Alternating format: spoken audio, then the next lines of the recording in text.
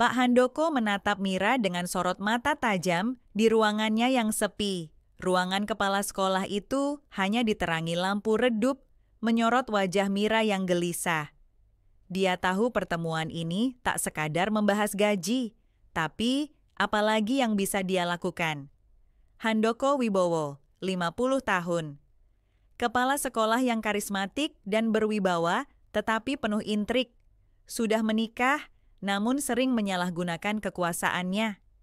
Mira Wulandari, 27 tahun, guru honorer cantik yang cerdas dan pekerja keras, tetapi nasibnya terombang-ambing oleh kebijakan sekolah. Rahayu Setyaningsih, 45 tahun, istri Handoko, seorang ibu rumah tangga yang selalu curiga dengan suaminya.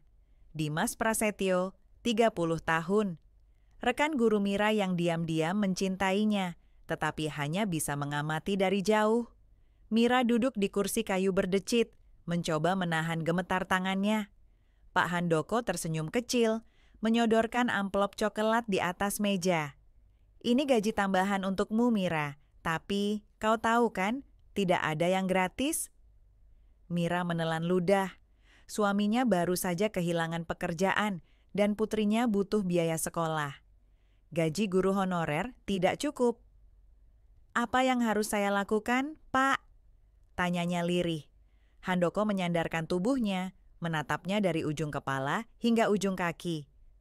Kamu tahu jawabannya, Mira? Mira meremas rok panjangnya, kepalanya tertunduk. Ruangan kepala sekolah itu terasa semakin sempit. Bau kopi dan parfum mahal Pak Handoko menusuk hidungnya, bercampur dengan ketegangan yang membeku di udara. Pak, saya... Suaranya bergetar, hampir tak terdengar.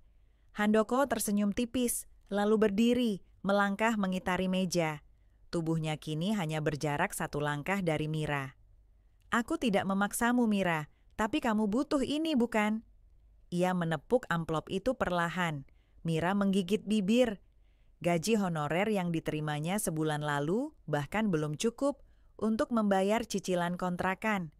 Suaminya, Eko, sudah 2 bulan menganggur dan Mira tak sanggup melihat anaknya menangis karena perut lapar. Tapi harga yang harus dibayar. Kalau kamu tidak mau, ya sudah. Handoko menarik kembali amplopnya, lalu tersenyum penuh arti. Aku bisa berikan ini ke guru lain yang lebih menghargai bantuan. Mata Mira membesar. Pak, tunggu. Handoko mengangkat alis. Ya? Mira menutup mata sejenak, menarik napas dalam. Tangannya terulur, meraih amplop itu dengan gemetar. Ia bisa merasakan tatapan puas lelaki di hadapannya. Ketukan pintu mendadak memecah keheningan. Mira buru-buru menarik tangannya. Handoko melirik pintu, lalu kembali menatapnya dengan senyum kecil. Pikirkan baik-baik, aku tunggu jawabanmu malam ini. Pintu terbuka. Dimas berdiri di ambang pintu, matanya menyipit curiga. Pak, ada rapat sekarang. Handoko mengangguk santai, lalu kembali menatap Mira sebelum melangkah pergi. Mira menunduk, amplop itu masih di atas meja. Tangannya gemetar saat menyentuhnya. Di ambang pintu, Dimas masih berdiri, menatapnya penuh tanya. Mira, kamu baik-baik saja? Tanyanya pelan. Mira mengangguk cepat, menyembunyikan kegelisahannya. Tapi sorot mata Dimas menangkap sesuatu yang berbeda. Ia tahu ada sesuatu yang tidak beres. Malam itu, Mira duduk di tepi ranjang sempitnya, memandangi amplop coklat di tangan. Suaminya, Eko, tertidur pulas di sebelahnya, kelelahan setelah seharian mencari kerja yang tak kunjung ada hasilnya. Di sudut kamar, anak mereka yang masih kecil terlelap dengan napas teratur. Mira menghela napas panjang. Tiba-tiba, ponselnya bergetar, pesan dari Pak Handoko. Kamu sudah memutuskan? Aku tunggu di hotel dekat sekolah. Jangan buat aku menunggu lama, Mira. Tangannya mencengkeram ponsel erat. Dadanya bergemuruh hebat. Ia tahu ini salah. Tapi bagaimana dengan keluarganya? Bagaimana dengan dapur yang harus tetap mengepul? Ponselnya bergetar lagi. Kali ini dari Dimas. Mira, aku tahu ada yang tidak beres. kamu butuh bantuan, tolong jangan diam saja. Mata Mira panas. Dimas selalu baik padanya. Tapi apa yang bisa dia lakukan?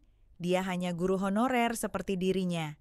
Tidak punya kuasa, tidak bisa menjamin apapun. Ia menatap suaminya sekali lagi, lalu bangkit perlahan. Dengan tangan gemetar, ia mengambil jaket dan menyelinap keluar. Di luar, angin malam menusuk kulit. Motor bututnya melaju pelan menuju hotel yang disebut dalam pesan Handoko. Ketika ia sampai, lobi hotel tampak sepi. Penerangan redup, hanya ada seorang resepsionis yang bahkan tak menoleh ke arahnya. Mira melangkah dengan ragu menuju lift, menekan lantai yang telah diberitahukan Handoko. Begitu pintu lift terbuka, degup jantungnya semakin cepat. Di ujung lorong, sebuah pintu kamar sedikit terbuka. Seolah menunggunya masuk, tangannya bergetar saat meraih gagang pintu. Tiba-tiba, suara langkah cepat terdengar di belakangnya. "Mira, jangan!" Mira menoleh. Dimas berdiri di sana, wajahnya tegang, napasnya tersengal. Mira membeku di tempat. Dadanya bergemuruh, sementara Dimas menatapnya dengan sorot mata yang tak bisa ia artikan. Khawatir, marah, atau kecewa? Setelah Bu Surti pergi, Bayu menatap Dini dengan rahang mengeras. "Aku lungosik, Mbak." Dini menatapnya tajam. "Masih arep ninggal aku karo rasa iki, Mas?" Bayu diam, lalu tanpa kata melangkah pergi. Tapi malamnya, saat bulan menggantung tinggi, sebuah ketukan pelan terdengar dari jendela kamar Dini. Dini terlonjak. Jantungnya berdegup kencang saat ketukan itu terdengar lagi, lebih pelan, seakan mengetes keberaniannya. Ia menelan ludah, berdiri dengan ragu, lalu melangkah ke jendela.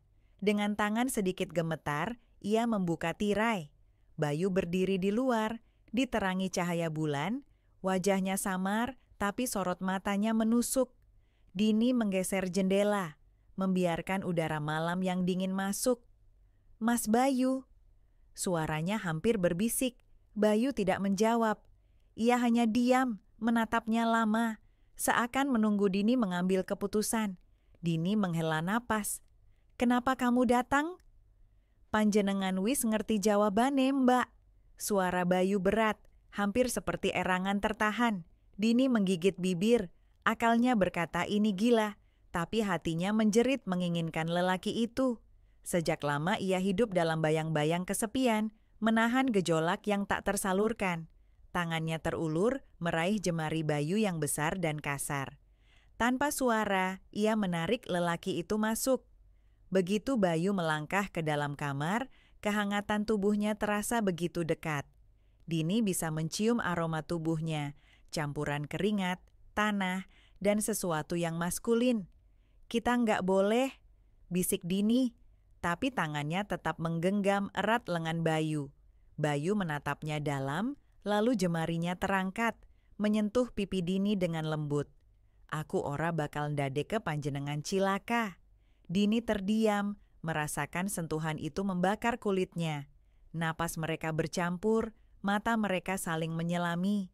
Di luar, angin berbisik pelan, menyaksikan bagaimana janda muda itu menyerahkan dirinya pada api yang telah lama ia pendam. Dini menggigit bibirnya, menatap Bayu yang berdiri begitu dekat. Dada bidang lelaki itu naik turun, sorot matanya gelap, menyimpan sesuatu yang tak bisa diucapkan. "Panjenengan yakin?" Suara Bayu terdengar serak. Dini tak menjawab. Ia hanya meraih tangan Bayu dan menempelkannya di pinggangnya sendiri, membiarkan kehangatan lelaki itu merayapi kulitnya. Bayu menegang sejenak, seolah masih berusaha menahan diri. Tapi saat Dini menariknya semakin dekat, pertahanan itu runtuh. Tangan kasar Bayu melingkari pinggang Dini, menarik tubuh perempuan itu hingga nyaris menempel. Dini memejamkan mata, merasakan desir aneh di dadanya saat napas Bayu yang hangat mengenai lehernya. "Mbak Q." Bayu berbisik, suaranya nyaris tak terdengar. Tapi sebelum sesuatu yang lebih jauh terjadi, suara keras terdengar dari luar rumah.